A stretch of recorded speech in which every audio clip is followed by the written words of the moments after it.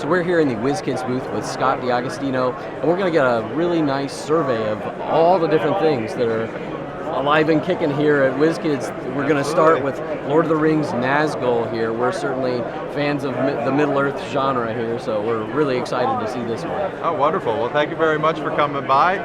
Lord of the Rings Nazgul is a game where you are kind of flips the story on its head, where you get to play the Nazgul, and you actually want to stop the hobbits and the Fellowship from depositing the ring in Mount Doom.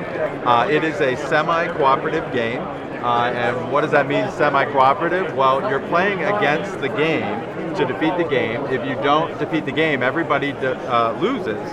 However, at the end, if you do defeat the game, one person is declared the victor. So you are collecting victory points during the course of the game, which gives you an opportunity as a Nazgul to do a little bit of backstabbing along the way and position yourself for... Only fitting, really. Absolutely.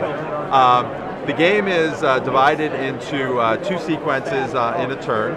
The first part is a bidding sequence where we have a bidding chart and a little player screen that also is a player reference guide to talk about some of the rules. And you bid in secret on different items that you can collect during the game, like cards of power, which will help you to be able to determine the turn order, which is important, to be able to select more hero cards, control the Witch King, which is a separate token figure. After that, you then deploy to the different locations on the map. There are 12 locations. You have 9 turns to defeat all 12 locations. So it does require some teamwork to be able to work together to defeat the locations. The game also has difficulty settings of easy, moderate, and hard. I'll tell you right now, hard is hard. You can't miss a step. But I'll do a very quick walkthrough on how the combat works. Yeah, absolutely. Combat is done through the Combat Cup. If we were going to a location, like let's say 2 Nazgul deploy to try to take down Edoras. Edoras is being defended by 1 hero and 3 of the Free People's armies.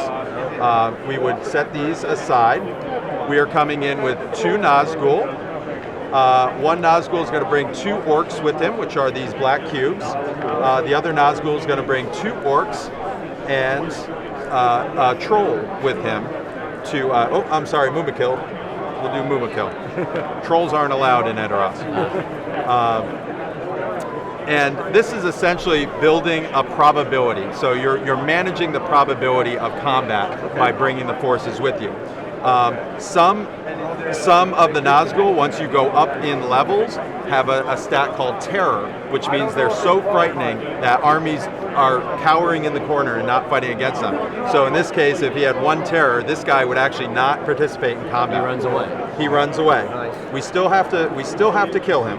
He's still there defending the city, but he's not actively in combat. Okay. We put them into the cup, and then each player gets to draw a number of cubes according to their stats that they have. So we'll say in this case, I'll draw two cubes.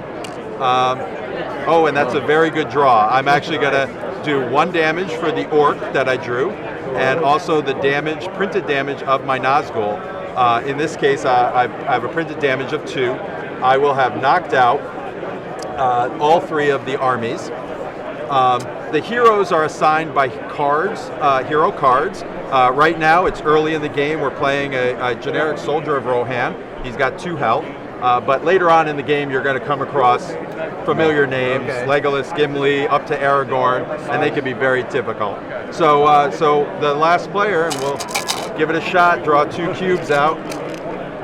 2. And see, 2 cubes out. Please. There we go. 1 good, 1 bad. 1 good, 1 bad. So Edoras still stands. The hero took 1 damage, but the armies deal 1 damage back. But in true Nazgul fashion, you don't have to take this damage if you don't want. I participate in combat. You can actually assign that damage to me. So I would then have to assign it to one of my troops or take a click of damage. Nice. So Edoras would stand and we'd try to defeat it the next turn around, but there would only be 1 hero. That's really interesting. Fun to see a new way to sort of come at randomizing things without using cubes, but not necessarily as dice. Not rolling them, we're drawing them to and again, it's managing the probability of how many forces are you bringing with you. and you can bring a lot of orcs with you, but they don't do as much damage as larger things. So you can really water down the cup in that way. Now, how many people can play? This can play 3 to 5 players. Okay. And the price point for this guy is? It's MSRP of $79.99. Okay. And availability, where can people find it? Is it available now? Currently available now. It did release earlier in 2012. Great. In May. Cool. Well, thank you very much for Nazgul. What's next? Next up, we can look at Star Trek Fleet Captains.